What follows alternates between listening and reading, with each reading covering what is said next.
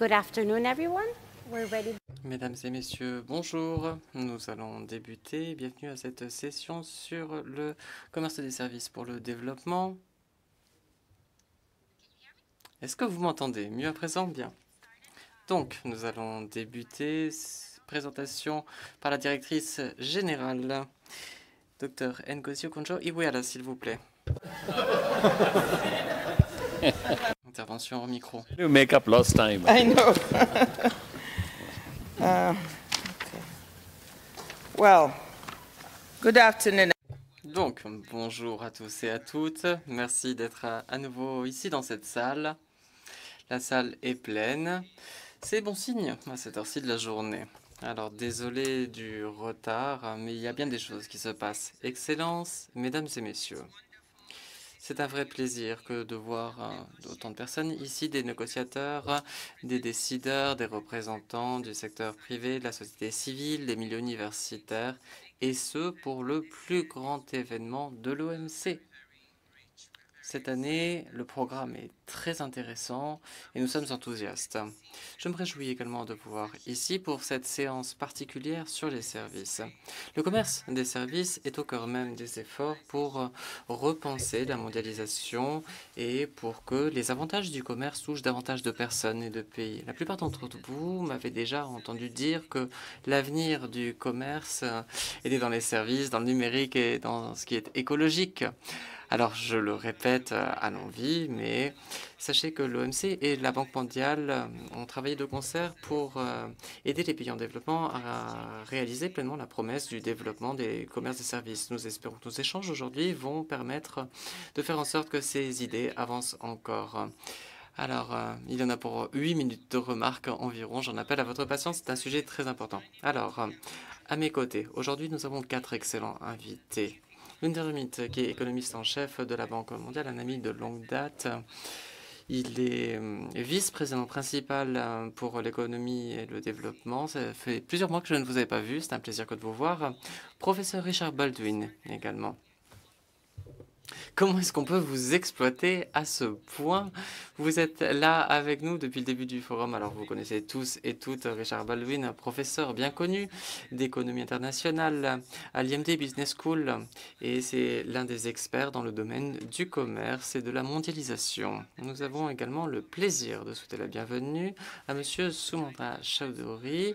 Merci d'être avec nous. Vous êtes conseiller principal aux politiques de commerce international à la Confédération de l'industrie indienne. C'est un vrai plaisir de pouvoir compter sur votre présence aujourd'hui. Et bien sûr, Madame la DGA Jonah Hill, qui est chargée des services au secrétariat et qui est en première ligne dans notre travail conjoint avec la Banque mondiale dans le commerce des services. Alors, je vais faire ce que je fais d'habitude.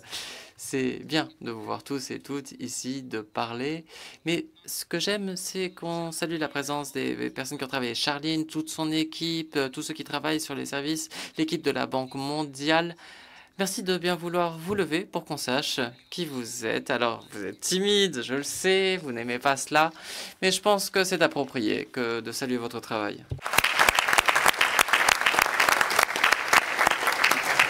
Thank you so much. Un grand merci. Alors, cette séance fait fond sur le rapport OMC Banque mondiale sur les services que j'ai lancé avec le président de la Banque mondiale, Ajay Banga, en 2023. C'était l'une des premières choses que l'on a fait de façon conjointe. Ce rapport, il souligne le fait que le commerce des services façonne aujourd'hui le panorama économique des pays à tous les niveaux du développement. Cela indique le rôle important du commerce des services pour établir des fondements robustes pour une économie numérique et verte, mais également pour le développement mondial et pour l'inclusion socio-économique. Néanmoins, ce rapport représente également un appel à l'action. On y requiert une initiative du commerce des services pour le développement. On y énonce les éléments essentiels pour une feuille de route aide pour le commerce visant à intensifier la capacité des pays en développement pour qu'ils puissent participer plus intensément au commerce des services et qu'ils récoltent les fruits du développement. Vous le savez, je n'aime pas la production de rapports pour que ces derniers prennent la poussière, tout simplement. Tout le monde le sait. Et voilà pourquoi, aujourd'hui, pour cette session, nous lançons officiellement l'initiative Commerce des services pour le développement. Jonah va vous fournir davantage de renseignements par rapport à cette initiative et elle vous indiquera comment nous attendons faire avancer ce programme d'aide pour le commerce centré sur les services. Je vais vous expliquer à présent pourquoi c'est incroyablement important et pourquoi le soutien pour les pays en développement et les pays bailleurs de fonds est essentiel. Les données nous démontrent que les services ont été la composante la plus dynamique du commerce mondial depuis la création de l'OMC il y a 30 ans. Entre 1995 et 2023, le commerce des services commerciaux a connu une croissance à un taux annuel moyen de 6,8%. que l'on peut comparer aux 5,5% pour les marchandises. Je tiens à indiquer que cela a été réalisé malgré le coût que la Covid-19 a porté au secteur du voyage et du tourisme. Ce dynamisme a été alimenté au cours des dernières années par la numérisation, ce qui a fait qu'il a été plus facile, plus économique de fournir davantage de types de services de façon transfrontière. Nos estimations le montrent, le commerce des services qui sont fournis de façon numérique a été multiplié par 4 depuis 2005 avec une croissance annuelle moyenne de 8,2% pour atteindre 4,250 milliards de dollars l'année dernière, ce qui représente plus de la moitié des exportations de services commerciaux et 13,8% du total des exportations de marchandises et de services combinés. La part des services commerciaux dans le commerce mondial a connu un accroissement de 19% en 1980, on est à 19% en 1995, 25% en 2023. Nos meilleures estimations nous montrent que si l'on inclut également ces échanges liés aux filiales, eh bien, on a une part des services dans le commerce mondial en 2022 qui est à hauteur de 42%. En outre, pour les pays en développement, mais également pour ceux qui sont riches, les services représentent une part importante et croissante des activités économiques. Aujourd'hui, le secteur des services crée environ la moitié des emplois de par le monde. C'est également la source principale de création d'emplois, en particulier pour les femmes et les travailleurs d'un jeune âge. Pour ce qui est du commerce, un fait qui est peu connu, c'est que les exportations de services commerciaux depuis les PMA et les pays en développement ont dépassé en fait la moyenne mondiale avec une marge importante. On a une multiplication par 4 pour les PMA, même si la base était très faible, et pour ce qui est des pays en développement, cela a été plus que triplé. La part des pays en développement dans le commerce des services mondiaux a connu un accroissement fort au cours des 20 dernières années. Désormais, cela représente un tiers. Les secteurs non traditionnels, y compris de nombreux services qui sont fournis de façon numérique, ont connu une croissance des exportations forte. En d'autres termes, le dynamisme que l'on voit dans le commerce des services mondiaux a été encore plus prononcé dans les pays en développement. Cela va à l'encontre des pessimismes quant aux exportations qui trop souvent ont caractérisé les débats sur le commerce des services et les pays en développement. Il y a des possibilités à saisir dans la vie réelle qui sont derrière ces statistiques. Un nombre croissant d'emplois sont déjà liés aux exportations dans les services commerciaux. Par exemple, en Inde, en Afrique du Sud, en Turquie, les emplois directement liés aux exportations de services transfrontières représentent plus de 10% du total des emplois du secteur des services. Et pour certains pays, tels que le Costa Rica, les exportations de services transfrontières représentent plus de 20% du total des emplois. Ceci est plus important que jamais parce que la croissance des économies en développement et les perspectives de création d'emplois, cela réside dans les services. Le secteur manufacturier, qui est de plus en plus intense en termes de capitaux, de compétences, il ne sera pas en mesure d'intégrer les arrivées massives de main-d'œuvre comme cela a pu être le cas par le passé. Renforcer donc la productivité dans les secteurs des services, voilà ce qui sera essentiel pour le développement et je suis convaincu que le commerce et les politiques commerciales peuvent jouer un rôle important à cet égard. En outre, les services sont des éléments importants pour la compétitivité au niveau de l'économie en général. Environ 2 tiers du commerce mondial, les services commerciaux, ne sont pas destinés à des consommateurs finaux, mais c'est destiné à produire d'autres marchandises, d'autres services, améliorer l'accès à des services de qualité à un coût abordable. Voilà ce qui peut renforcer la productivité, la compétitivité dans le secteur manufacturier et dans l'agriculture. Faciliter, développer le commerce des services, cela soutiendra la croissance et la création d'emplois. Cela produira également des dividendes supplémentaires pour l'inclusion socio-économique, parce que contrairement au secteur manufacturier où la plupart des exportations sont le fruit des grandes entreprises, là, la part du lion des exportations de services commerciaux, c'est le fruit des MPME. Connecter davantage de MPME aux marchés internationaux, cela permet de répartir les avantages du commerce de façon plus vaste. En outre, le commerce des services peut accélérer la transition vers la sobriété en carbone en permettant aux économies d'accéder aux meilleurs services environnementaux et donc à abaisser le coût de l'écologisation. De façon analogue, la facilitation du commerce et des investissements, facilitant l'accès au numérique, voilà, dans les secteurs par exemple des télécoms, de l'informatique, cela va renforcer les fondements de l'économie numérique. Ainsi, les services seront au centre de la croissance économique future et du commerce. Mais il semble y avoir un déphasage entre l'importance du secteur et l'attention qu'il reçoit à l'OMC, qu'il s'agisse de négociations ou de l'aide pour le commerce. L'heure est venue d'avoir des idées nouvelles. Le front de négociation a adopté une mesure majeure sur la réglementation intérieure des services, mais il reste encore beaucoup à faire pour mettre à jour les pratiques et les engagements au titre du cycle de l'Uruguay s'agissant de l'aide pour le commerce. Je pense que l'OMC et la Banque mondiale peuvent changer la donne. L'initiative que nous lançons ici visera à aider les pays en développement à renforcer la croissance et le développement en tirant davantage profit des opportunités présentées par le commerce des services. Comme je vous l'ai indiqué, Madame la DGA, il va vous indiquer quels seront les éléments du programme de travail. Mais il y a deux parties que je souhaite mentionner. Une partie, le commerce des services pour la plateforme, en fait, commerce des services pour le développement.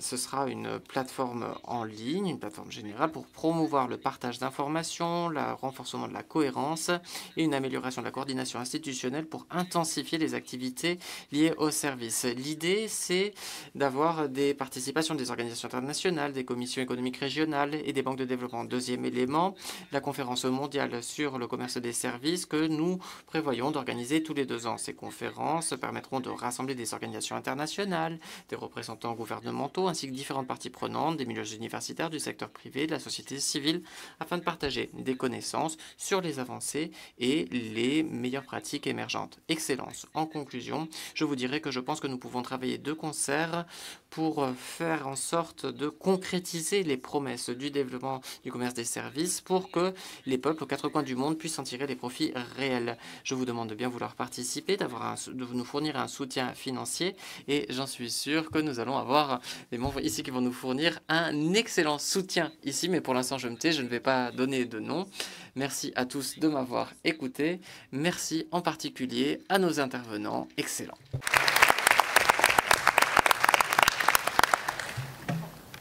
Thank you very much, Dr. Ngozi. I'm thrilled. Is it working now? Yeah. Thank you, Dr. Merci, Madame Ngozi. Je suis très enthousiasmé d'être ici aujourd'hui parce qu'avec la Banque mondiale, nous prenons ensemble des mesures très concrètes pour faire avancer le dossier services en faveur du développement pour les pays en développement. Le docteur Ngozi vient de nous expliquer la logique qui sous-tend cet accent particulier qui est placé sur les services aujourd'hui et demain. Les services recèlent de nombreuses possibilités à saisir, mais il n'est pas forcément facile de les saisir, surtout pour les pays en développement. Quelles sont ces difficultés? En quelques mots, il s'agit là de l'hétérogénéité des services avec des secteurs qui diffèrent de par leurs caractéristiques et le poids de la réglementation. La complexité, il ne faut pas non plus l'oublier parce qu'il y a différents modes de fonctionnement, de fourniture qui s'accompagnent de toute une série de mesures qui peuvent affecter le commerce des services.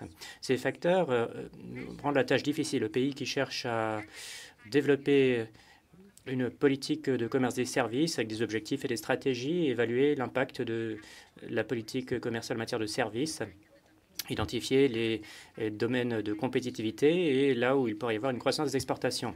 Dans notre rapport commun, l'OMC et la Banque mondiale, nous avons identifié les grandes caractéristiques que l'on pourrait avoir avec plus d'aide pour le commerce en faveur des services, ce qui nous permettrait de surmonter les difficultés, tirer tous les avantages du commerce des services et tirer parti des garanties déjà offertes dans le contexte de la GCS. J'ai évoqué la question et présenté le rapport aux différentes parties prenantes des régions diverses et variées et j'ai eu un retour très positif. Je remercie les ministres qui ont participé à des manifestations comme le Royaume-Uni, le Rwanda, la Jamaïque, la Barbade, ainsi que leurs ambassadeurs et les ambassadeurs des îles du Pacifique et du Kazakhstan. Je veux remercier également la CESAP, la CEPALC, le BID, la CIECA, la CEE et d'autres organisations régionales et commissions économiques avec qui nous avons eu des échanges et avec qui nous souhaitons collaborer pour faire avancer ce dossier extrêmement important pour les pays en développement. Depuis l'inauguration du rapport, nos équipes ont travaillé d'arrache-pied à l'élaboration d'un programme aide pour le commerce commun initial sur les services qui vise les pays en développement et les PMA. Donc, ce que nous voulons, c'est une checklist de compétitivité, de diagnostic de compétitivité facile à utiliser. Je répète, une checklist de la compétitivité, pour le diagnostic de la compétitivité facile à utiliser. Cela permettra aux pays en développement de disposer d'un outil pour évaluer là où ils ont des points forts en matière de compétitivité et là où il y a des points faibles sur le commerce des services. Ils pourront ainsi fixer des objectifs nationaux en matière de commerce des services et fixer des priorités pour l'assistance technique.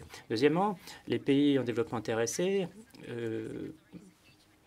auront une aide pour avoir plus de transparence sur les services, le commerce des mesures, les principales mesures pour le commerce des services essentiels.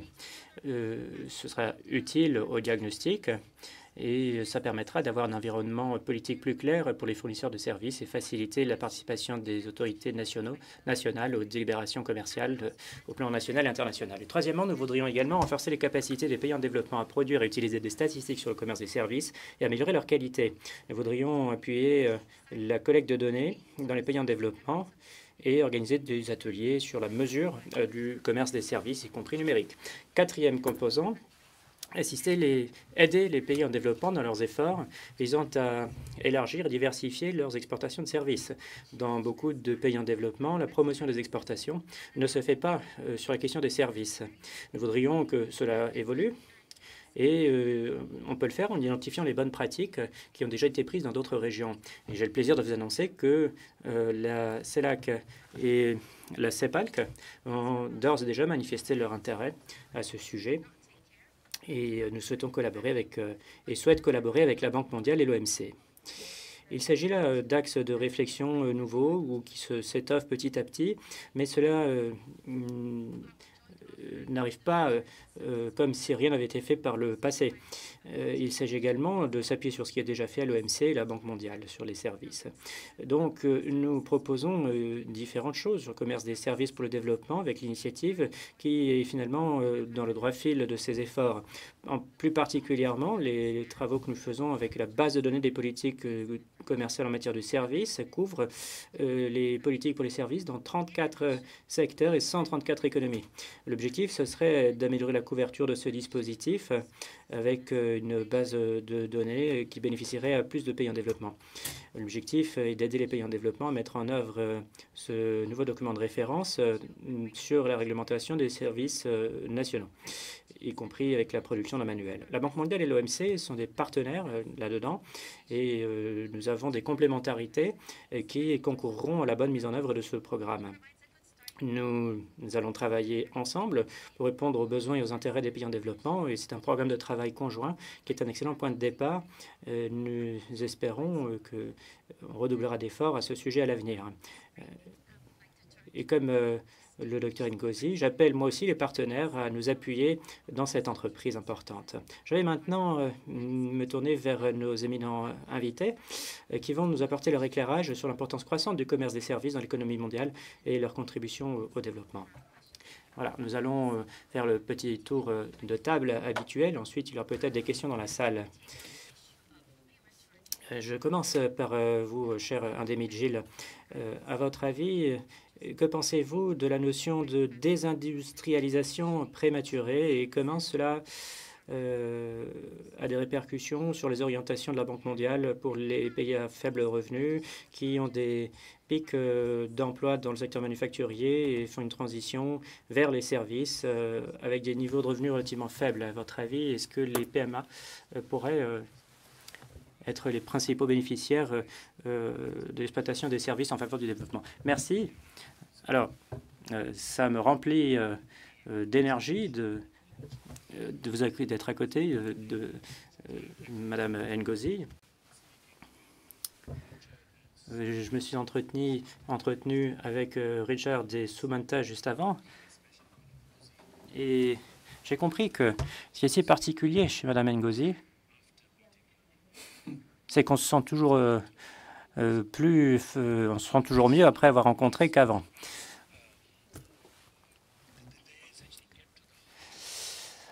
En fait,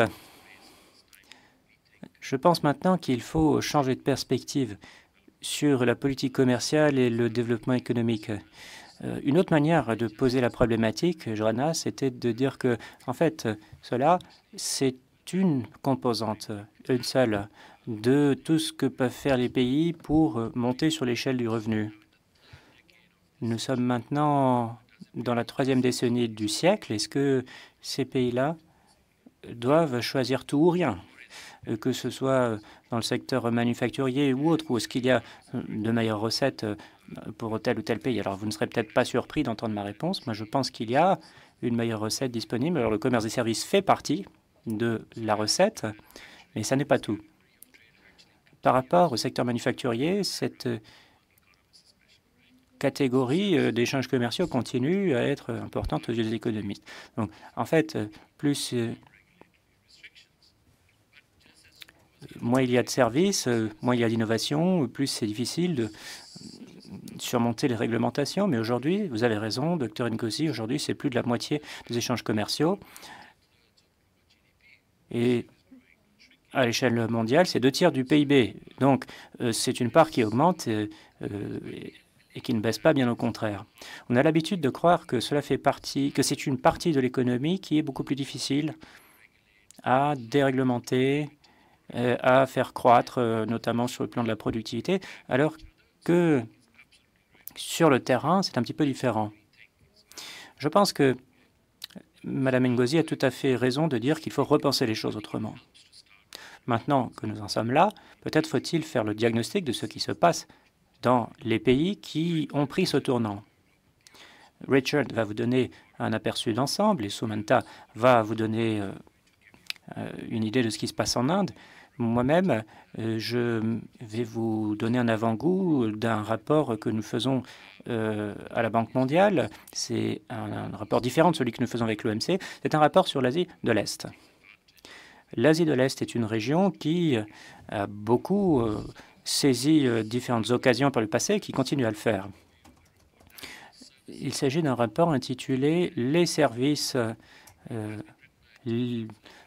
découplés ». C'est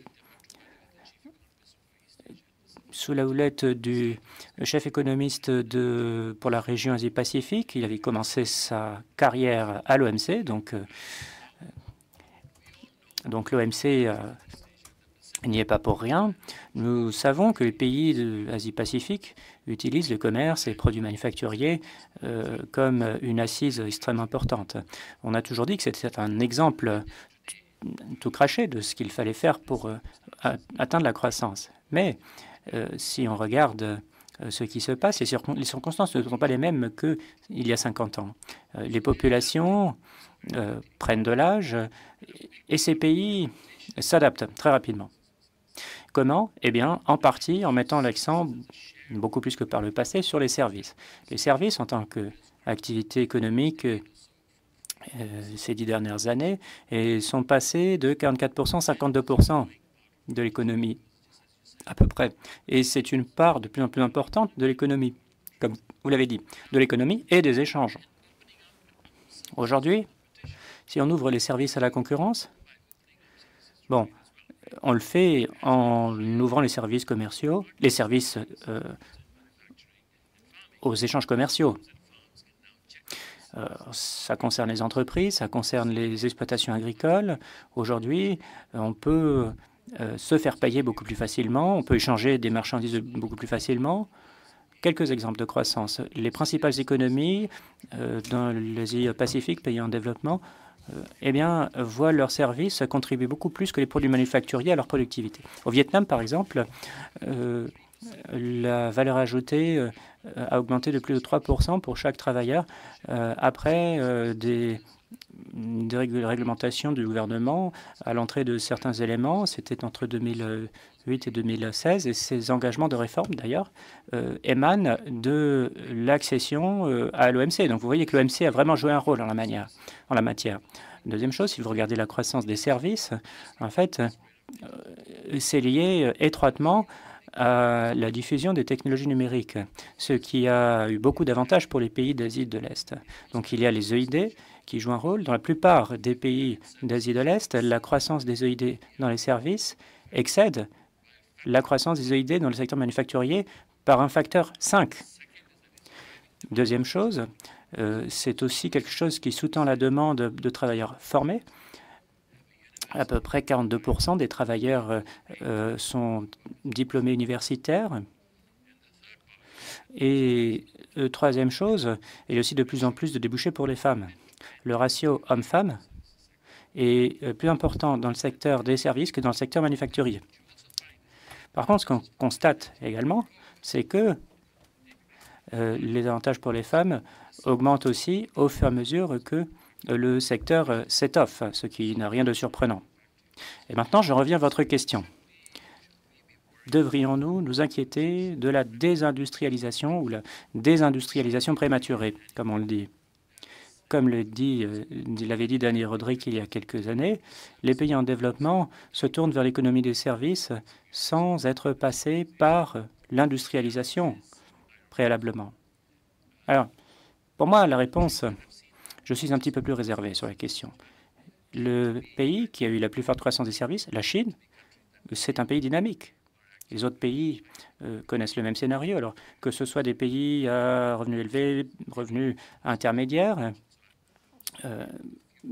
je serais moins catégorique. Et ça concerne toute la région d'Asie de l'Est. Alors, quelques exemples. Dans les pays à revenus élevés, on est passé de 42% du PIB en 2017 à 50% récemment. Donc, c'est une augmentation considérable, mais sur une période relativement importante. Par contre, mieux un pays s'en sort, plus ce ratio a bondi.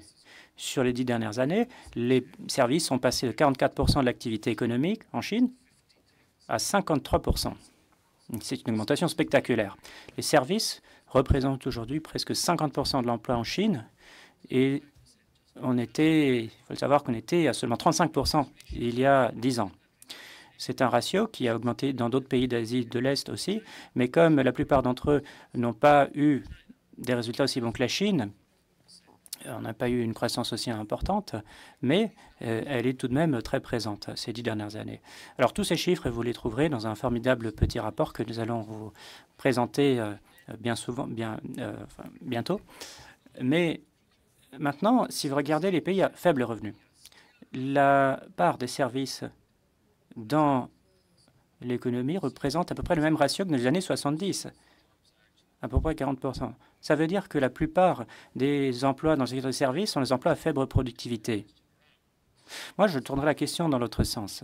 Pour moi, ce n'est pas si évident que la désindustrialisation est prématurée. Moi, je dirais plutôt que c'est une question de zéro développement. Or development is an accurate one.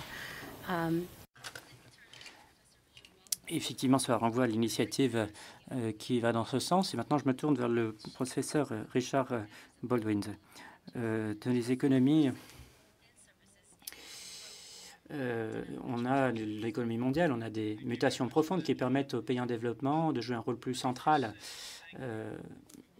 en faveur de leur développement. Mais quelles sont ces profondes mutations et est-ce que les services peuvent proposer à ces pays une trajectoire de développement durable avec des perspectives d'industrialisation limitées? Alors, effectivement, vous avez raison de poser la question. Le dernier chapitre d'un de mes derniers livres parle de ça. En fait, j'aurais dû venir ici avec des exemplaires à vous vendre, mais en fait, on a l'habitude de se focaliser sur les produits manufacturiers. On a l'habitude de voir le secteur manufacturier comme quelque chose de magique. On est obnubilé par l'industrie. Les économistes, tout le monde, on parle toujours que de ça. Tout le monde pense qu'aujourd'hui, tous les pays devraient se développer exactement de la même manière que les pays du G7 se sont développés, avec une industrie tournée vers l'exportation et avec tous les nouveaux marchés émergents, la Chine, la Corée, le Japon. Mais avec mes 3 minutes de temps de parole à peu près, ce que je voudrais exposer, ce sont 3 éléments factuels qui, à mon avis, sont absolument décisifs si on parle de développement sous-tendu par les services. D'abord, il est beaucoup plus difficile d'augmenter vos exportations de produits manufacturiers aujourd'hui qu'hier. Et cela sous-tend l'ensemble de ce que je dis. Ça rejoint aussi ce qu'a dit Indermit, ce qu'a dit Mme Ngozi. Nous ne sommes plus en 1990. Le monde a changé. Les possibilités qui existent en matière de commerce et de développement ont changé elles aussi. Pourquoi est-il plus difficile d'accroître ou d'élargir vos exportations? D'abord parce que la demande mondiale de produits manufacturiers d'exportation stagne depuis 2008. C'est ce que certains appellent la globalization, c'est-à-dire la stagnation de la mondialisation. On constate que la diminution des exportations, c'est aussi une augmentation des importations. Et on a cette donne qui a complètement changé depuis 2008, qui rend la chose plus difficile pour tous. Deuxièmement, la Chine domine le secteur manufacturier avec une économie sans égale. Aujourd'hui, la Chine dépasse plus de 9 des plus grands pays cumulés ensemble. La Chine, sur le plan manufacturier, c'est la superpuissance du monde. Vous pouvez additionner ce que produisent les États-Unis, l'Allemagne, la Corée, tout le monde. La Chine produit plus que les autres en termes de croissance. Qu'est-ce que cela signifie? Cela signifie que si vous essayez de rentrer sur ce terrain-là, vous allez devoir faire concurrence avec quelqu'un qui met la barre si haut. C'est quelque chose qu'on n'a jamais vu depuis les années 1900, lorsque c'était l'Angleterre qui dominait. Et même la domination de la Chine aujourd'hui, surtout sur une première échelon de la chaîne de produits manufacturiers, beaucoup de pays essayent de s'insérer, mais la Chine l'a fait en premier. Donc finalement, c'est une réalité à laquelle il faut se rendre à l'évidence. Ce n'est pas aussi envisageable que cela. Deuxièmement, la part des services dans pas mal de pays est faible, mais elle augmente rapidement. Vous avez été nombreux à le dire. Alors, si on réfléchit en prenant l'idée de travailler chez soi, mais en fait, chez soi, c'est également à l'étranger. En fait, il faut réfléchir à la notion de développement des exportations sous-tendues par les services. Parce qu'à la fin, c'est une question d'arbitrage. Les entreprises font des arbitrages en essayant de produire là où c'est pas cher et vendre là où c'est plus cher. Donc, il y a des travailleurs dans le domaine des services qui, aujourd'hui, peuvent répondre à cette demande avec les possibilités de la technologie et le télétravail ou encore le fait de se déplacer à l'échelle mondiale. En fait, la tech numérique permet aujourd'hui cette profonde mutation et elle se produit sous nos yeux. Et comme l'a dit la directrice Ngozi, comme le dit le rapport, ça se produit beaucoup plus rapidement aujourd'hui. Alors, la croissance est sous-tendue par les marchandises, l'exportation de marchandises s'étiole, alors que celle qui est sous-tendue par les services augmente. C'est une réalité. Et tout remonte à 2008, lorsque la valeur ajoutée des exportations a augmenté plus rapidement que le PIB global. C'est comme ça que je définis ce tournant. Si on regarde après 2008, 78% des foyers avaient connu une croissance des exportations avec les marchandises et pas avec les services. Aujourd'hui, c'est l'inverse. Aujourd'hui, 70% des pays ont une croissance grâce aux services. En fait, La croissance grâce aux services, c'est une réalité aujourd'hui. Elle se produit. Ce n'est pas une question de savoir si c'est bien ou si c'est mal. Par exemple, il y a des économistes qui trouvent que c'est une mauvaise chose, mais ils se rendent à l'évidence qu'il n'y a pas d'alternative. Donc, je pense qu'il faut s'adapter à cette nouvelle réalité. Par ailleurs, je pense qu'il faut arrêter de se poser la question que faire pour que la croissance due aux services ressemble à la croissance due aux produits manufacturiers. Mais en fait, ça n'a rien à voir. Ce sont deux choses différentes. Différentes politiques, différents états d'esprit. Les services, ce sont dans les villes. Les produits manufacturiers, c'est différent. Le secteur manufacturier, c'est une question de technologie, de capital, alors que les services, c'est différent. C'est plutôt une question de formation. Donc, je pense qu'il faut arrêter de réfléchir au développement sous-tendu par les exportations de services comme si c'était quelque chose de secondaire après les produits manufacturiers. Je crois qu'il faut changer le logiciel maintenant et comment s'y prendre. Et c'est justement tout l'enjeu de ce programme. Voilà, je m'en tiendrai à ces quelques propos. Merci, Richard. Et maintenant, pour boucler la boucle, nous allons entendre le point de vue national de quelqu'un du secteur.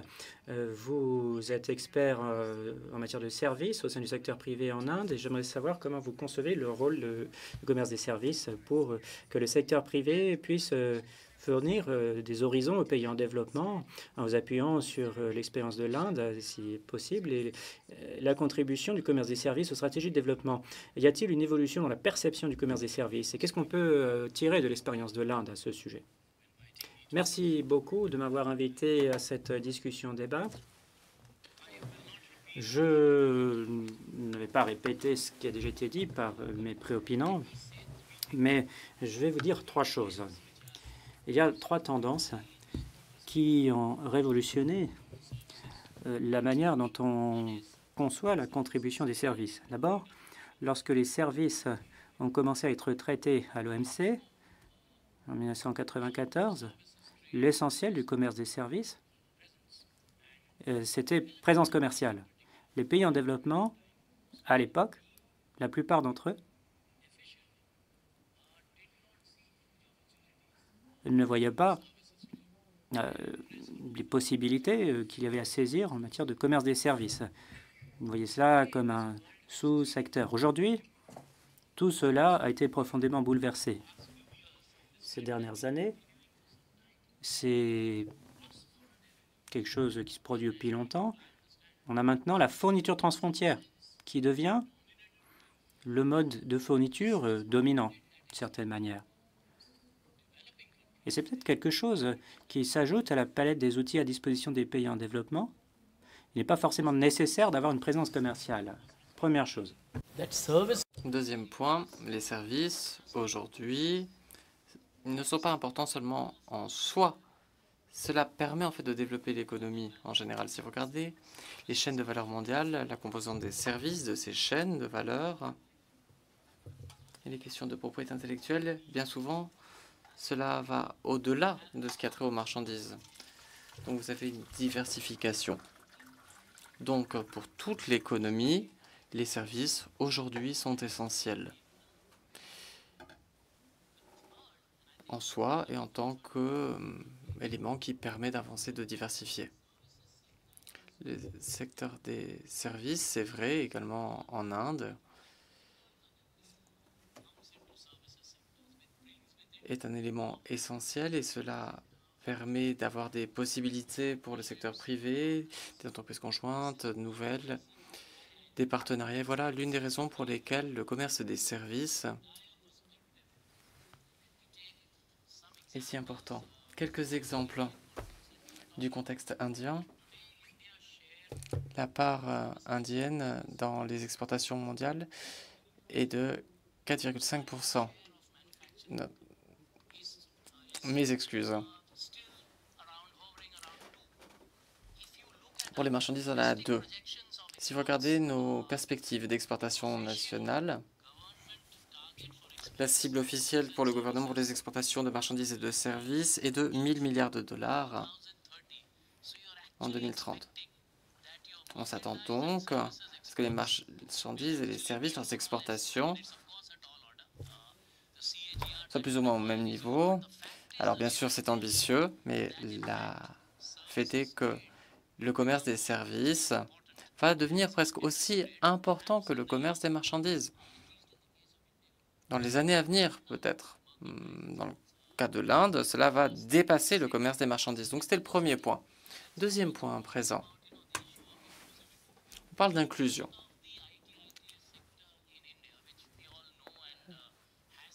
On le sait, en Inde, il y a des éléments bien connus, mais je vais vous en donner quelques chiffres. Le secteur des logiciels de l'informatique en Inde représente environ 7% du PIB de l'Inde. Ça part dans le total des exportations de services et de près de 50%. Ce qui est intéressant, c'est que cela a ouvert de nouvelles possibilités. Vous avez entendu des histoires à titre d'autres centres en Inde avec des personnes qui travaillent dans l'informatique et la question du consumérisme. Et il y a une nécessité d'avoir énormément de formation dans le secteur informatique. 31 000 startups de la technologie en Inde qui s'en sortent très bien dans ce secteur particulier. Les femmes qui travaillent représentent 38 à 40% dans ce secteur. Bien plus important comme chiffre que dans tout autre domaine. Ce qui est intéressant aussi, c'est que cela a commencé dans les grandes villes, dans les métropoles d'Inde. Eh bien, aujourd'hui, on arrive aux villes que l'on appelle de niveau 2 ou niveau 3. Cela apporte la prospérité, l'innovation. Et toute l'infrastructure des villes, dans ces cas-là, connaît un développement. Donc, c'est un véritable moteur de la croissance. Il me semble que c'est quelque chose qui se produit. Et les talents dans ces villes de niveau 2 et de niveau 3 se développent. Alors bien évidemment, ce sont des impératifs pour la stratégie du développement de l'Inde. Quelques enseignements à tirer, notamment puisque j'ai été négociateur dans le secteur des services. Eh bien souvent il y a cette question. La libéralisation des services d'un côté, les cadres réglementaires de l'autre, que faire? Eh bien, ce que je vous dirais, c'est qu'il n'y a pas de solution unique. On a une évolution simultanée, en fait, en Inde, pour le secteur des télécoms et d'autres. L'autorité de réglementation des télécoms est arrivée en 97 en Inde et l'allocation des spectres a eu lieu presque en même temps en Inde. On a donc tout un écosystème pour le renforcement des compétences informatiques de la population. Et je vous dirais que tous ces éléments, en fait, se sont produits plus ou moins simultanément. Alors, je ne dis pas que ce sera le seul modèle qui puisse fonctionner, mais voilà quelques enseignements que nous avons pu tirer. Qu'un élément se développe au détriment d'un autre, ce n'est probablement pas la bonne solution. Parfois, il faut prendre des décisions délicates, mais voilà. La solution simultanée peut être une solution. Donc, dernier élément, l'importance des infrastructures numériques publiques. Alors, cela a complètement changé, ça a révolutionné les choses. Pas seulement le développement, mais la qualité de vie également en Inde. Avec l'interface de paiement UPI, où l'on a 10-15 pays qui ont adopté désormais cette interface de paiement. Ensuite, il y a le système d'identification qui est unique, biométrique, fondé sur les éléments informatiques. Cela a révolutionné vraiment la fourniture de prestations pour ceux qui en ont besoin. Voilà, un facteur qui a vraiment permis que les services deviennent une partie intégrante de la stratégie de développement.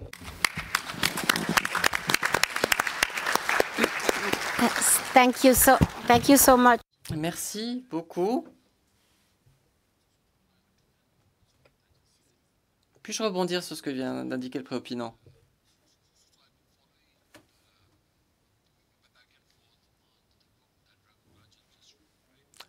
j'ai suivi ce qui est indiqué dans le livre qui vient d'être publié sur les services, tout cela.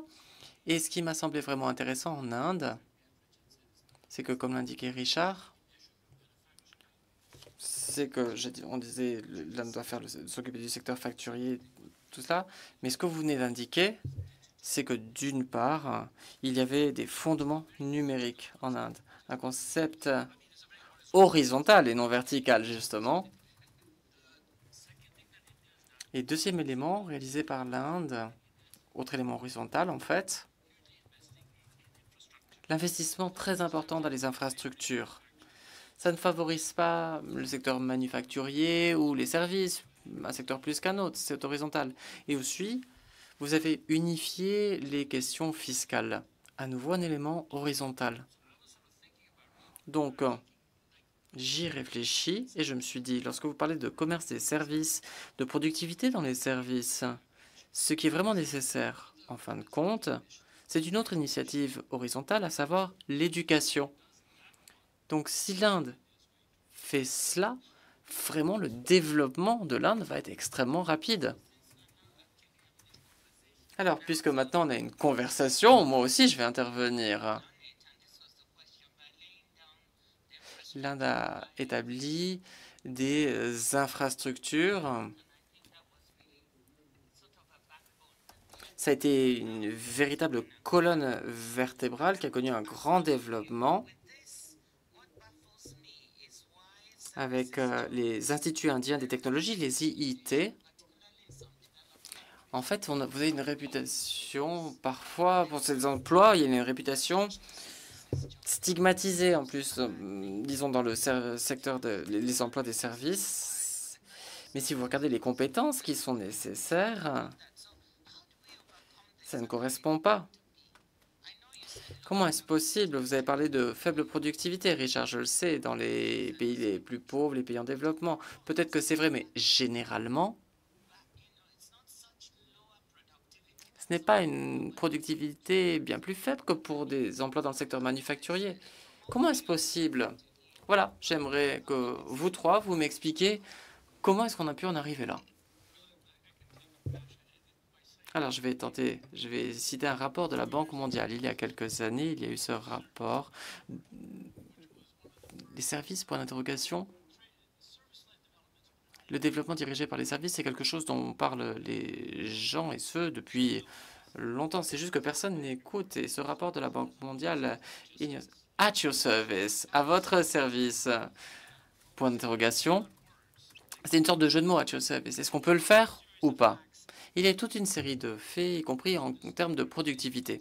Donc, le fait est que ce soit un point mort parce que la productivité n'avance pas si vite, parce que le secteur manufacturier est un environnement contrôlé. Donc, chaque année, vous pouvez avoir 2 ou 3% de plus d'une chose donnée. Tout est contrôlé. Alors que pour les services, on a des bureaux, c'est dur de savoir qui fait quoi.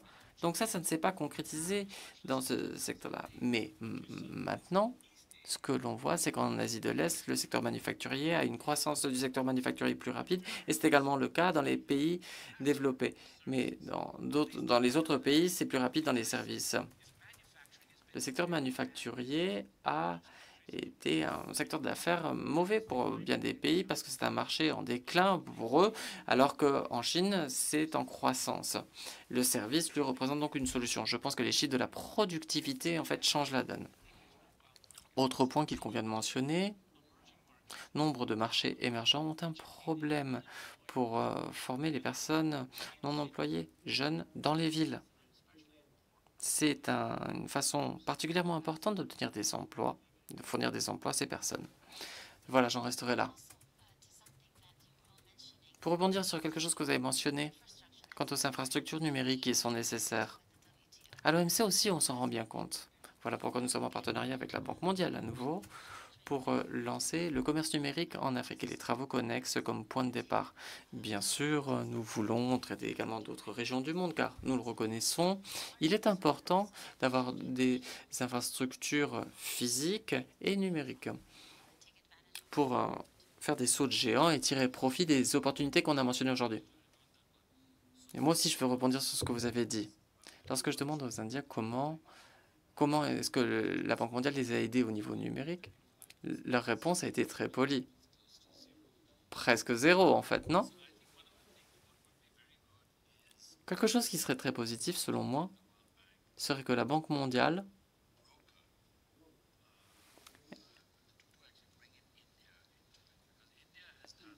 travaille également sur les questions ayant trait à l'Inde. Parce que je crois que l'Inde, en termes de revenus par habitant dans le secteur du numérique, a fait plus que les autres pays. Ça me mène à la deuxième partie du programme, je crois. La question des partenariats. Excellente passerelle. Monsieur l'ambassadeur Manley du Royaume-Uni, est-ce que vous souhaitez intervenir pour nous parler quelque peu de cette initiative, car le Royaume-Uni nous soutient et nous aimerions en savoir un peu plus. Bien, merci beaucoup, Madame la directrice générale adjointe. Alors, tout d'abord, je crois que ces intervenants sont la raison même pour laquelle j'adore le forum public à un tel point. En effet, vous nous faites comprendre les choses et vous remettez en cause certains éléments. C'est un esprit de collaboration que l'on a vu également dans cette initiative. C'est cela qui me plaît. Ce que vous nous dites, en fait, c'est qu'on a négligé les services à l'OMC et que l'on a négligé les contributions que peuvent apporter les services au développement. Pas n'importe quel développement, mais un développement plus inclusif en fournissant des possibilités aux travailleurs en Inde, par exemple, aux femmes qui travaillent en Inde en particulier. Et nous aimons vraiment cette initiative. Le fait est que nous aimons cette initiative à un tel point que je me réjouis d'indiquer que nous allons fournir $1 million américains comme financement cette année à cette initiative.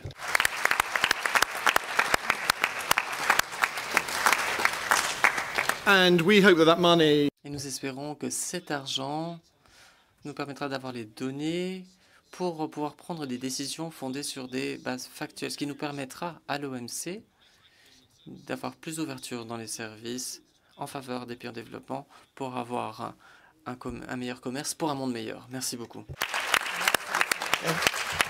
I knew you were Je le savais, vous alliez fournir quelque chose, Simon Manley, mais je ne savais pas que le chiffre allait être si important. Je suis impressionné. C'est génial. Merci beaucoup. C'est vraiment une surprise. Il faut envoyer une lettre spéciale, je crois, au Trésor public, non? Alors, Inamit a mentionné les partenariats.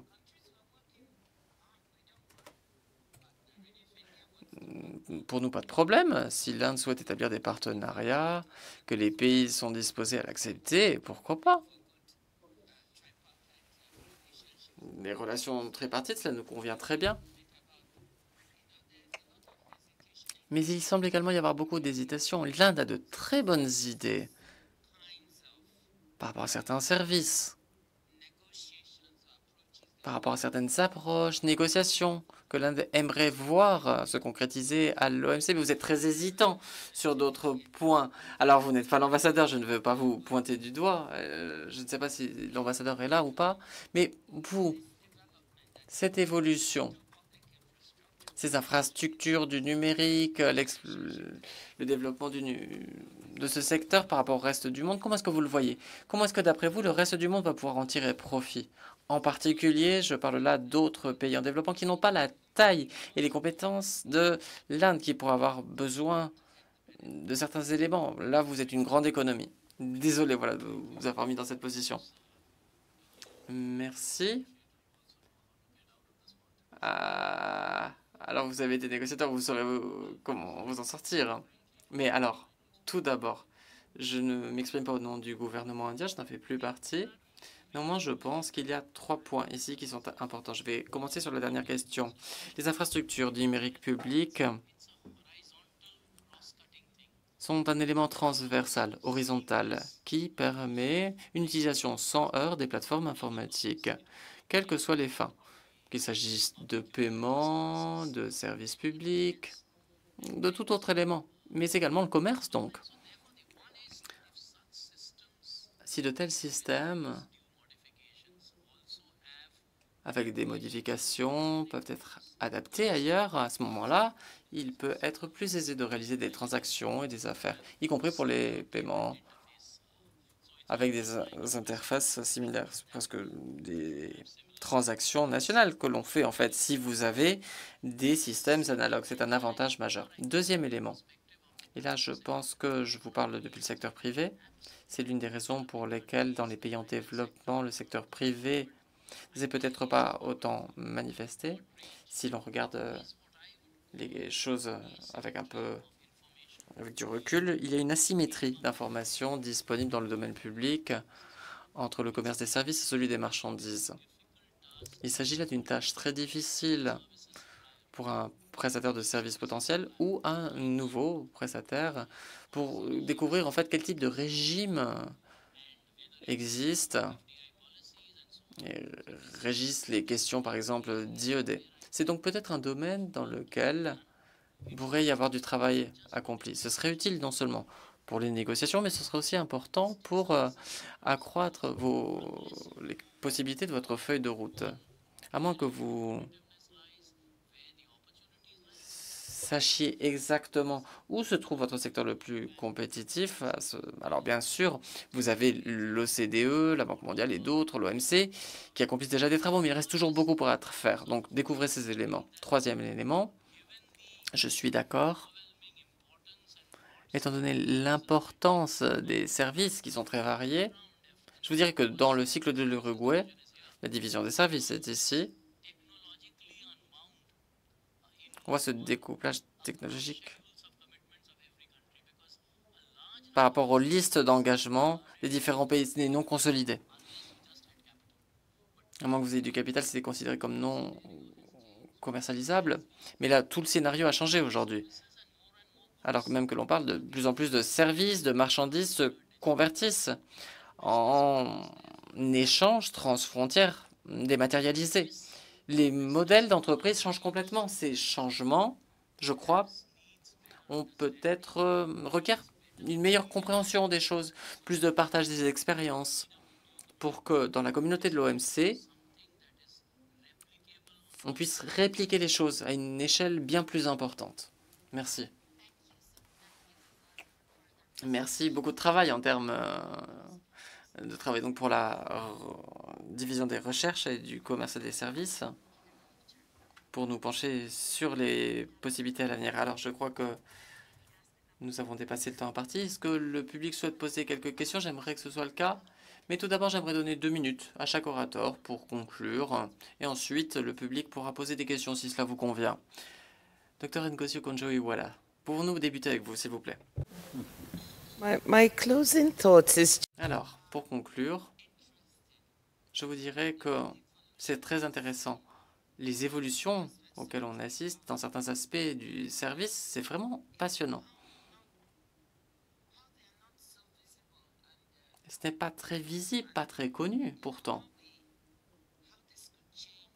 Comment est-ce qu'on pourrait changer la perception des choses quand on parle du fait d'être obnubilé par le secteur manufacturier?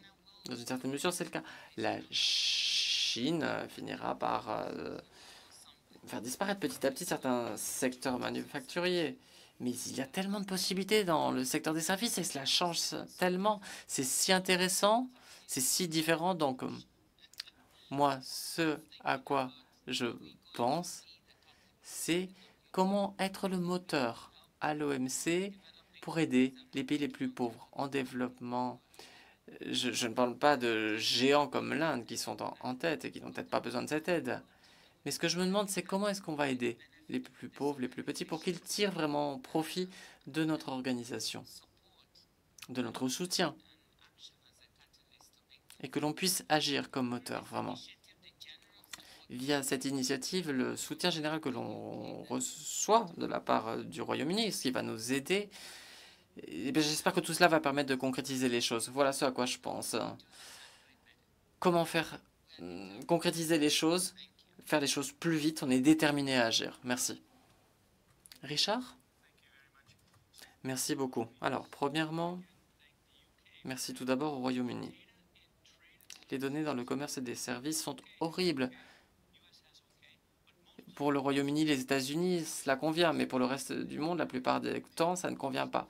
Ça, vraiment, ça va changer la donne d'améliorer les données. Ce qui est intéressant, c'est que les services sont tellement importants dans nos économies nationales. Mais on mesure très bien les éléments ayant trait au service au niveau national via la TVA et autres. On pourrait améliorer encore les choses.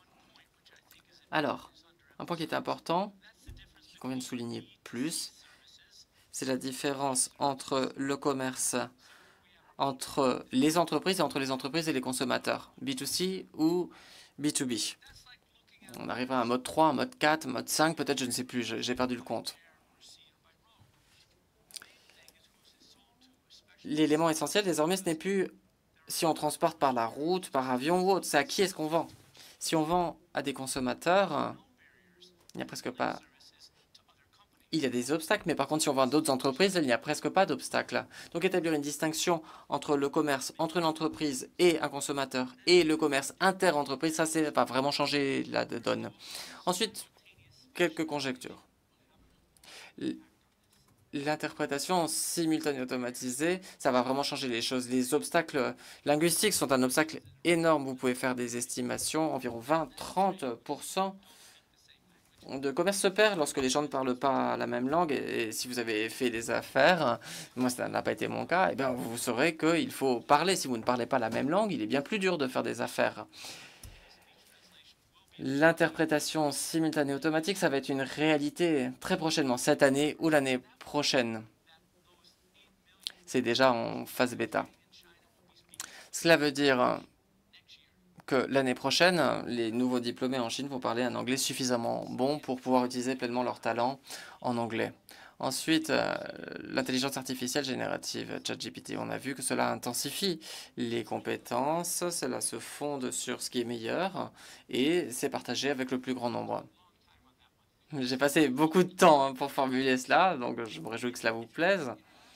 Si vous regardez le contexte international, qu'est-ce que cela veut dire? Les compétences des travailleurs du secteur des services du G16 vont transmettre en fait leurs connaissances à des travailleurs des services de pays émergents. Donc on a une capacité de remplacement des travailleurs des services des pays du G7 par des travailleurs de pays en développement, et ce grâce à l'intelligence artificielle. Alors je sais qu'on arrive à la conclusion, mais ça stimule mes réflexions, en fait, ce que vous dites. Est-ce qu'à ce moment-là, ces marchés émergents et leurs travailleurs formés, est-ce qu'il ne pourrait pas y avoir une question de remplacement des travailleurs qualifiés des pays du G7? Ça ne pourrait pas représenter un autre problème? Qu'en est-il en termes de barrières pour le remplacement? Alors, je pense qu'il va y avoir un bouleversement. Il y a eu un livre en 2019 qui portait là-dessus parce que les exportations de services vont changer la donne. Les services connaissent une croissance très importante, mais ça pourrait changer encore radicalement. Comment bloquer les exportations de services? La réponse est, c'est très dur à faire. Les gens s'en rendent bien compte. Par rapport au moratoire sur le numérique, on s'en rend bien compte, c'est difficile. Le même problème. Pourquoi est-il si difficile d'appliquer de la TVA aux exportations de services? C'est dur de savoir d'où ça vient, dur de savoir combien cela vaut. Qu'est-ce qu'il faut faire? Est-ce qu'il faut vérifier chaque email? Il y a peut-être 1 million de valeurs ajoutées dans un email que vous n'avez pas vérifié. Donc voilà, ça passe au travers des mailles du filet. Autre élément, réglementation. La réglementation, c'est pour cela que le commerce entre les entreprises... Entre entreprises et consommateurs, c'est difficile, mais c'est si facile, mais entre les entreprises, c'est si difficile. S'il n'y a pas d'organisation des travailleurs dans les pays du G7, il sera très dur d'avoir une législation protectrice. Peut-être avec des éléments de loi sur le respect de la vie privée, qu'on trouvera peut-être des solutions, mais ce sera très difficile. Et en conclusion, je vous dirais que l'Inde a fait un miracle avec ses exportations de services sans avoir d'accord, avant même que ça se trouve dans la GCS. Puisque c'était du commerce entre entreprises et consommateurs, il n'y avait pas de barrière, ce n'était qu'une question de technologie. Voilà pourquoi, selon moi, il pourrait y avoir un revers, mais je ne vois pas comment ce serait possible. En termes géopolitiques, il y a des grandes différences également. Voilà, mais ça, je le laisse de côté.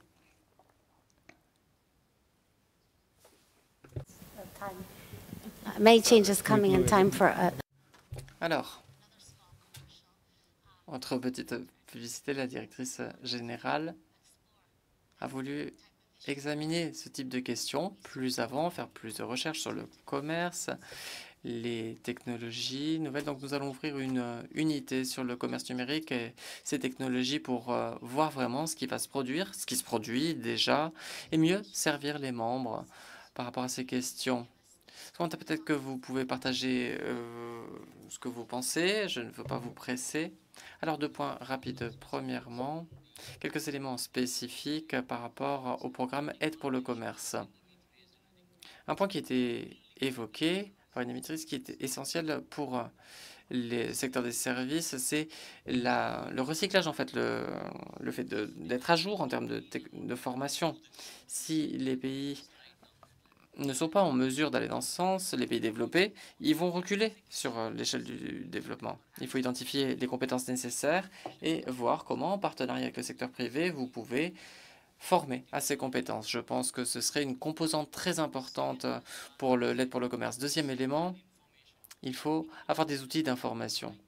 Autre exemple, nous avons tenté de cartographier les engagements au titre du mode 4 dans différents accords commerciaux, des catégories de personnes physiques, notamment avec la question des visas, des permis de travail dans différents pays. Et il n'y a pas de concordance, donc il est presque impossible en fait de savoir, alors même que j'ai un engagement en termes d'accès aux services, quels sont les visas, les permis de travail auxquels j'ai le droit au titre d'un accord commercial préférentiel. Là, c'est un autre exemple, je crois, simplement. Mais voilà, d'après moi, le type de travail qui aiderait vraiment à ce que le secteur privé soit motivé par le commerce de services. Et enfin, en conclusion, je pense que les services ont besoin de davantage de discussions, d'attention au niveau national et international. Je vous remercie. Very good, very good. So I just had a quick reaction. Alors, une brève réaction.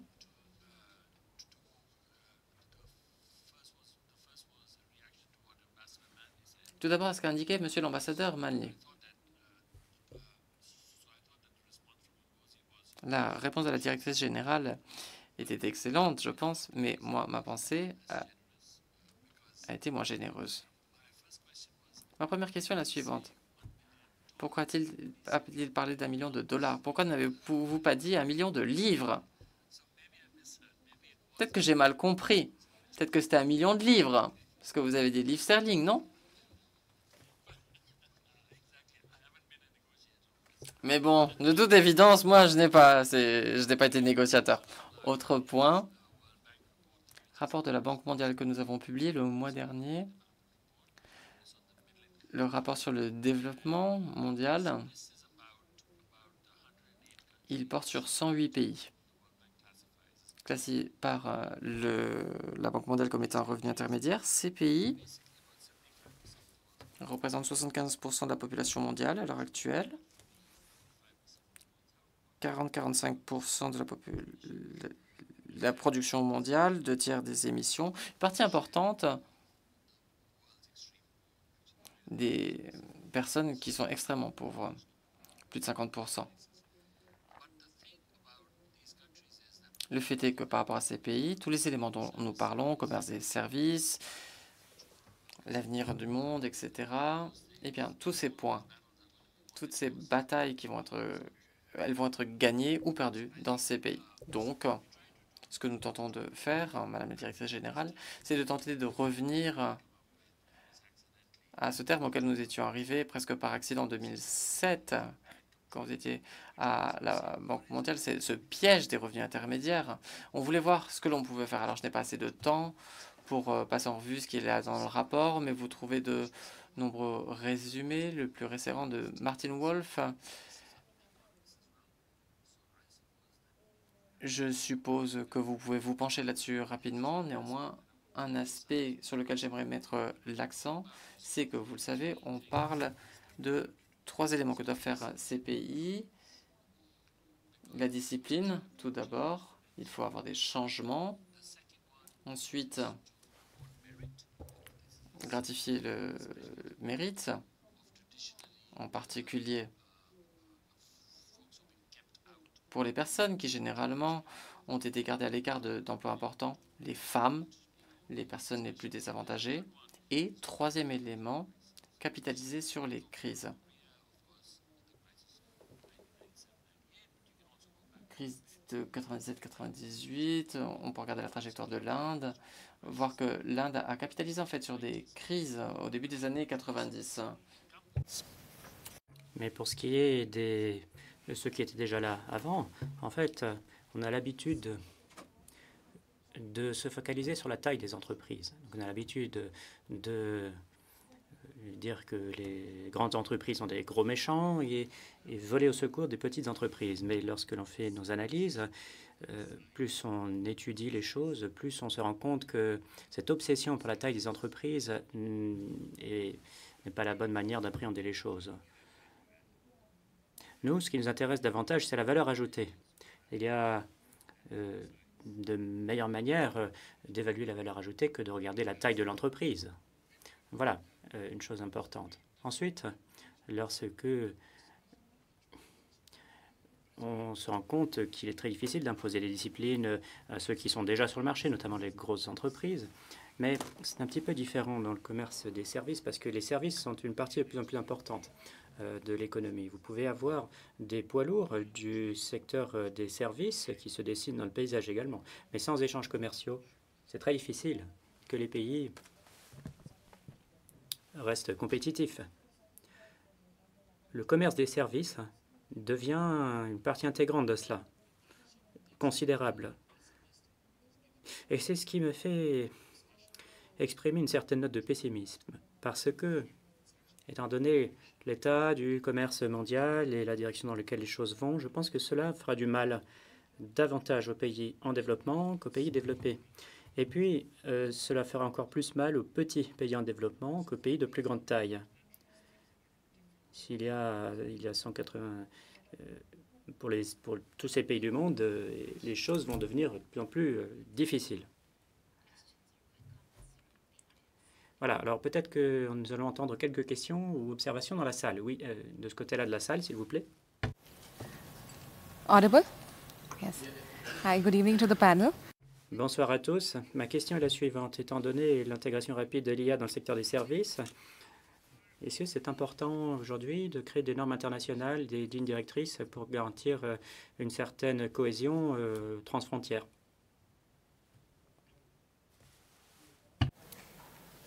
The answer is yes, but who knows how to do it? Oui, mais encore faut-il avoir la solution. Comment faire? La réponse est oui.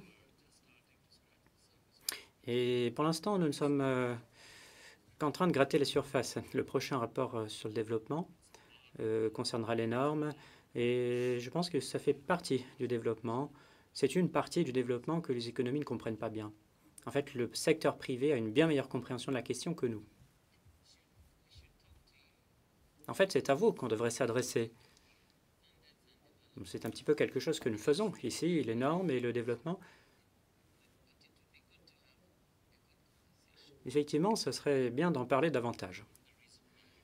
Mais c'est en partie la raison pour laquelle je suis venu. Évidemment, je ne peux jamais refuser une de vos invitations lorsque vous me demandez, mais c'est très intéressant.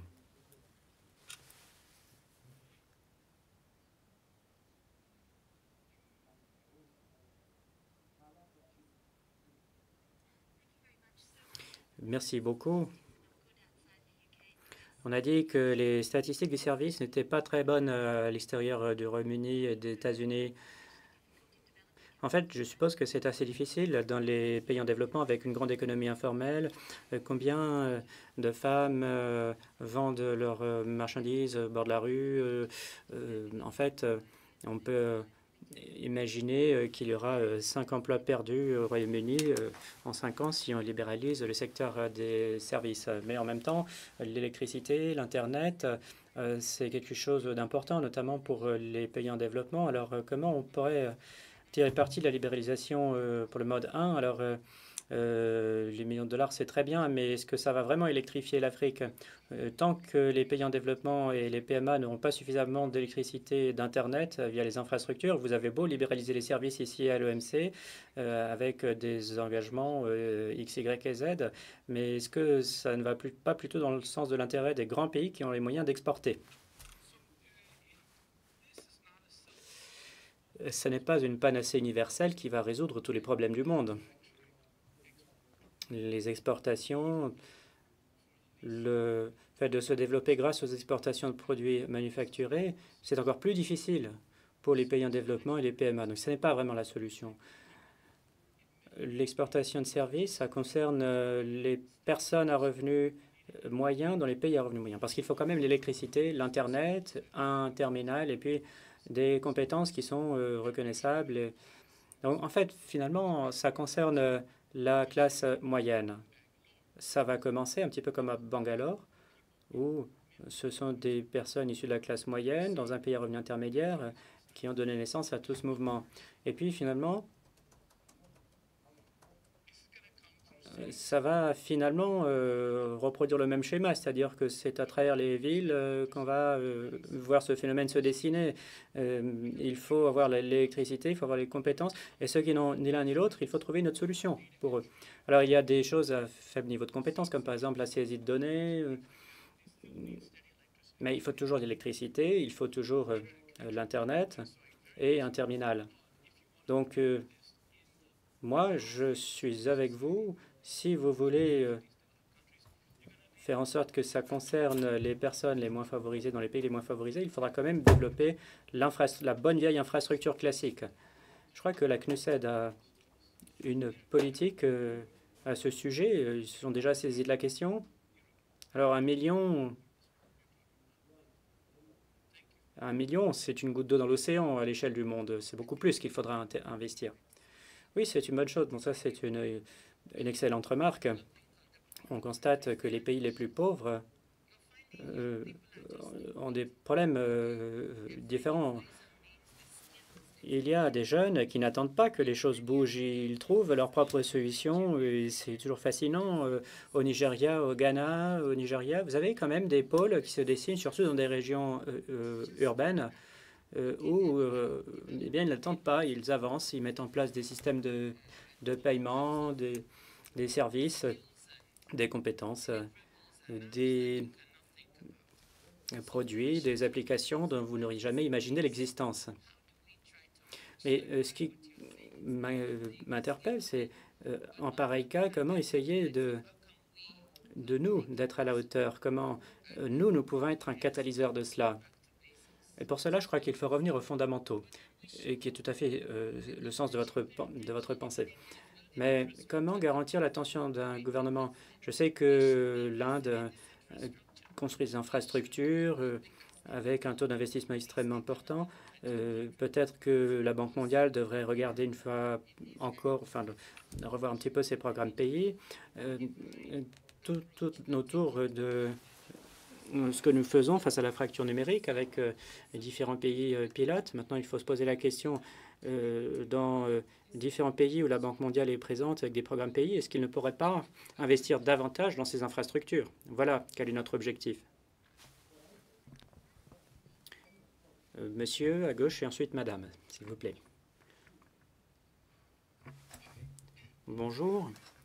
Bonjour à tous, je m'appelle Sergio Martinez, je viens de l'université de Saint-Gallen, de Saint-Gall. Pour que les pays en développement puissent créer des avantages concurrentiels, mais aussi technologiques, et je voudrais savoir comment ils pourraient s'y prendre pour devenir non seulement consommateurs, mais aussi producteurs de ces services qui aujourd'hui sont rendus plus complexes et sophistiqués par les technologies numériques. Yeah, well, they put me on the panel to answer the questions nobody else wanted to. En fait, on m'a invité ici pour répondre aux questions auxquelles personne ne veut répondre. Tout le monde connaît la réponse, mais personne ne veut s'exprimer. Alors, moi, j'avais fait une étude sur la télémigration. C'est un mot que j'aime bien, pour la Colombie, il y a quelques années. Et j'ai travaillé avec 2 économistes du travail colombiens et on essayait de faire la correspondance entre les salaires américains et les salaires colombiens dans tous les secteurs des services qui étaient considérés comme faisables depuis la maison. Et la différence était un facteur 15 en moyenne. Donc, 1500% supérieur aux États-Unis qu'à Bogota ou quelque part en Colombie. Donc, c'est énorme, la décision qu'il y a à prendre. Et c'est finalement une industrie de l'externalisation de ces services à faible niveau de compétence qui se dessine. C'est un modèle d'entreprise.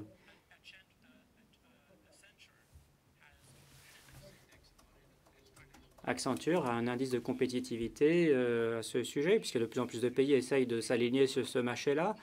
Et aujourd'hui, on passe de BPO à KPO, qui est le processus d'externalisation des connaissances. C'est quelque chose qui a été beaucoup étudié. Maintenant, je ne pourrais pas faire un résumé en 30 secondes, ni même plus, mais si on regarde comment cela se produit aujourd'hui, il faudrait regarder ce qui fonctionne bien et ensuite le reproduire. Mais je me permets quand même de remarquer que beaucoup de mesures qui ont été prises en Inde, c'est le secteur privé lui-même qui les a prises sans intervention de l'État. Et finalement, il y a eu beaucoup d'ingénieurs qui étaient recrutés en Californie et qui finalement ont été recrutés en Inde. Lorsqu'on regarde le secteur BPO et le secteur KPO, il y a énormément à faire. Maybe just to add on, since I think the question was also about, this whether from. Ensuite, il y a aussi la question de savoir si, dans le domaine des services, ce ne serait pas plutôt un panachage des deux choses. Dans certains secteurs, vous avez des consommateurs qui viennent dans votre pays, donc ça c'est de plus en plus le cas. C'est par exemple l'expérience des pays d'Asie du Sud-Est avec le tourisme médical ou dans bien d'autres cas, par exemple l'éducation. Il y aura ce phénomène. Donc vous êtes producteur en sens du terme, mais il y a quelqu'un d'autre qui vient consommer dans votre pays. Et ça, c'est un modèle qui existe aujourd'hui, et en particulier c'est dans certains secteurs surtout. Ensuite, vous, en tant que pays exportateur, vous devenez producteur. Et c'est ce que disait Richard, c'est toute cette catégorie de services commerciaux. Donc ce n'est pas seulement l'externalisation des processus d'entreprise, mais de l'ensemble. Si vous regardez les facteurs de croissance, le facteur de croissance des exportations de services dans la plupart des pays est supérieur pour les services commerciaux que pour les services ITS. Les services commerciaux prennent de l'ampleur et finalement, c'est une combinaison de facteurs. C'est en partie l'externalisation, mais ce n'est pas que la seule dynamique.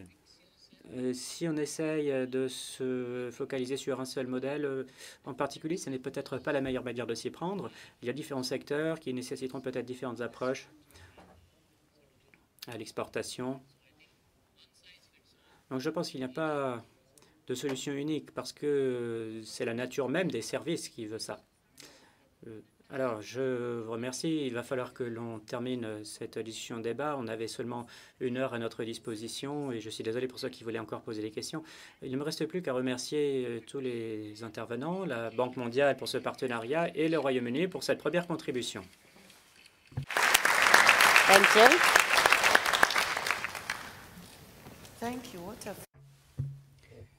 Merci, c'était merveilleux. J'aurais aimé que ça continue.